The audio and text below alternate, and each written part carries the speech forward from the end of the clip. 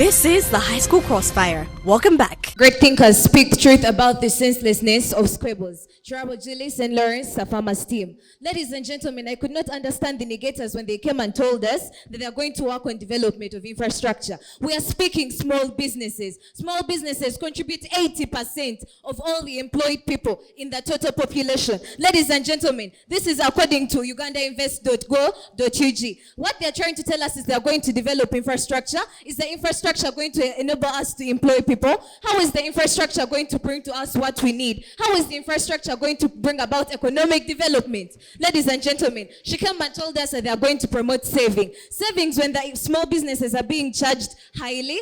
How? Each and every amount that they are getting is being used for taxes. How are you going to save when each and every amount you get, you're deducting a high amount of taxes? They came and asked us how will reduction of taxes lead to economic growth? First of all, economic growth. Economic growth, this is when we continue earning and earning. Ladies and gentlemen, economic growth. Small businesses. Meaning, when we're able to reduce these taxes, these people are going to get more disposable income. Disposable income is where they're going to get the money that they're going to save, and from this disposable income is where they're going to be able to invest again. Currently, employers are not able to pay their employees well because they're paying taxes highly. In our country, Uganda, one of the things that we're suffering from is inflation. Why? The production costs are high. The taxes are high. You can no longer buy a bar of soap at 2,000. It's at 6,000. Ladies and gentlemen, if we reduce the taxes of small businesses, we are going to be able to manage the production costs go lower, meaning employers are no longer going to have to hike in the prices of goods, so consumers will no longer be exploited,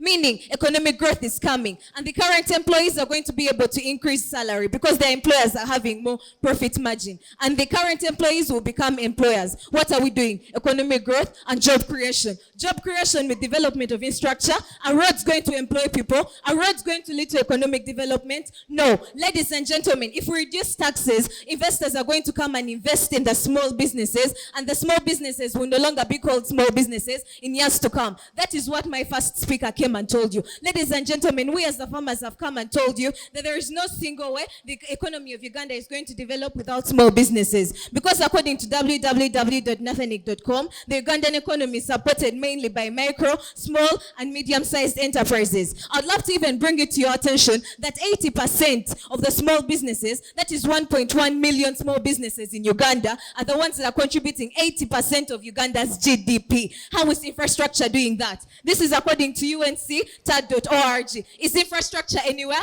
No. But if we reduce these taxes, these small businesses, they're going to be able to save money. They're going to be able to bring about the infrastructure that the negators are telling us about. Ladies and gentlemen, the government cannot provide infrastructure alone. Many of the buildings we see have been provided by the private sector. Ladies and gentlemen, they are talking about building infrastructure. I'd love it to bring it to your attention that a few months earlier this year, they tried to develop Karamoja. What happened? The iron sheets were embezzled. Ladies and gentlemen, that is not going to happen. But a person is not going to embezzle in their own business. This is why we want to reduce taxes. Because in small businesses, this is where we find many people. In small businesses, this is how we are going to encourage economic growth. When they talk about development of infrastructure, this too can be done by small businesses. Ladies and gentlemen, she came and told us that they are going to... The government has provided support to government programs like parish development model. Parish development model. If the government gives money to the to people so that they start small businesses, and then we tax them expensively, a person is not going to start a business. Please agree with me. Judges, you know what I'm talking about is right. If you're taxed highly, you've been given little money, sincerely speaking, how are you going to start a business? You already have school fees at home, you have children, and many other things. This is why currently government programs are not working, because people are having high taxes. Ladies and gentlemen, let us reduce taxes so that government programs can improve. Ladies and gentlemen, thank you. Chirabo Julie, I rest my case. Panel House at large as resolved. Let me begin on the point. Our clash point for tonight's debate has been the necessity of the money that is got from the small businesses to run families and other sectors. Now, what I need to bring to the House tonight is that, first of all, the reason as to why Team Affirmative wants to reduce these taxes is because they have seen that there is high taxation. But now, even if we reduce these taxes, how is it going to mitigate the effects that we are seeing associated with what? And with economic growth and job creation. How is the reduction in tax going to bring about job creation and economic growth? We want them to clarify that. And then what criteria are they going to use to know that who is supposed to be taxed and who is not supposed to be taxed? Our major clash point for tonight's debate remains as the necessity of the money generated from small businesses to sustain families and other sectors. Now, back to our point. What does Team Affirmative fail to understand in tonight's debate? They fail to acknowledge the fact that much as they claim for the reduction of taxes in small businesses, we see that the end game here is to what? To encourage economic growth and job creation. But now, how will reduction in tax help to create jobs and encourage economic growth? Because we are going to see that there's going to be decline in economy. We want them to come and clarify to us that. And then also we are questioning them that how long are they going to be reducing these taxes? I'll take it later, please. How long are they going to be reducing these taxes? And then how much are they going to reduce? Because we shall assume that they're going to reduce these taxes to maybe a zero level amount whereby they will not be able to, whereby the small businesses are not going to be taxed. As their first speaker came and told us that they are working on what? Elimination of some taxes. We don't know what kind of taxes they're going to work upon. And then also we're trying to bring light to the house because we are seeing that what we want here is to promote economic growth and job creation. They claim that there is no way infrastructure is going to bring about development. But we're telling them that these borders they cited out as their examples, the mobile money, they need this infrastructure. They claim that the investors are going to come and they'll be able to grow the economy. But now, how will these investors come when they don't have hotels to sleep in? How will they come when they don't have good roads for them to conduct their businesses? So that point does not stand. And then also they came and talked about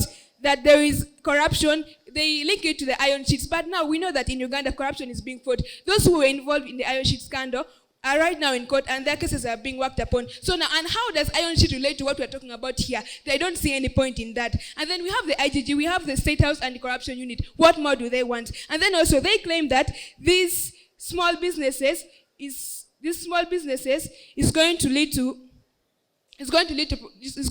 to disposal of income. But now for them to dispose their incomes, they need savings. They have to have saving groups. And what do we tell them? This development that we are bringing about, the infrastructure, it consists of the banks and those mobile money accounts, which are supposed to be used for them to keep their money. So what more do they want? And then also they came and talked about that if we tax these companies, it is going to limit their profits, and then the negative side of it will go to their families. But now what we are seeing here is what? Economic growth and job creation. Now, what we want them to understand in tonight's debate is that once we improve the infrastructure of our country as Uganda, we shall see that all the sectors they're claiming is going to work out perfectly. But now we cannot work.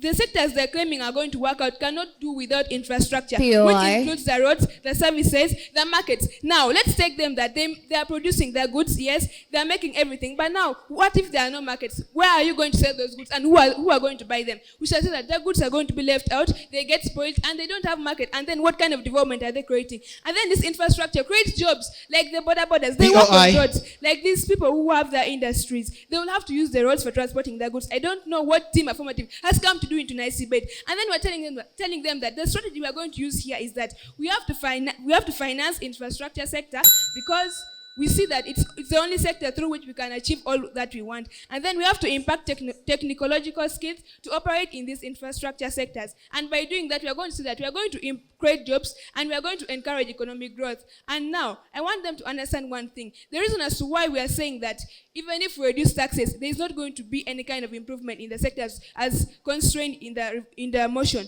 is that in these small-scale businesses, they have limited access to resources, and then they're vulnerable to economic downturn. And the only way we can fight this is by improving the infrastructure, because by the fact that the infrastructure is improved, there's going to be market, there are going to be good roads and services, which are going to enhance these sectors. So I do not know what Team Affirmative has come to do in tonight's debate. We want them to agree to us because we are giving them something which is workable. We have given them our body, our working body, our time frame, and the effectiveness of our policy. But what is the effectiveness of their policy? I beg to lay. This is the High School Crossfire. We'll be back in a minute.